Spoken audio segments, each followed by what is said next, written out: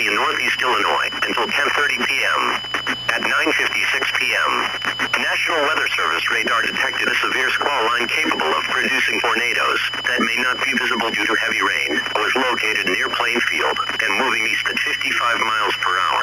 Hazard, tornado and 100 miles per hour wind gusts. Source, radar indicated rotation. Impact, flying debris will be dangerous to those caught without shelter. Mobile homes will be damaged or destroyed. Damage to roofs, windows, and vehicles will occur. Tree damage is likely. This dangerous storm will be near Lemont and New Lenox around 10:05 p.m. Homer, Glen, and McKean around 10:10 p.m. Tinley Park and Dorland Park around 10:15 p.m. Other locations in the warning include Paulus Park, Portland Hills, Paulus Heights, and Frankfurt Square. Interstate 80 between mile markers 135 and 149. Interstate 55 between mile markers 255 and 268. Interstate 355 between mile markers 1 and 11. This tornado warning replaces the severe thunderstorm warning that was in effect for the same area.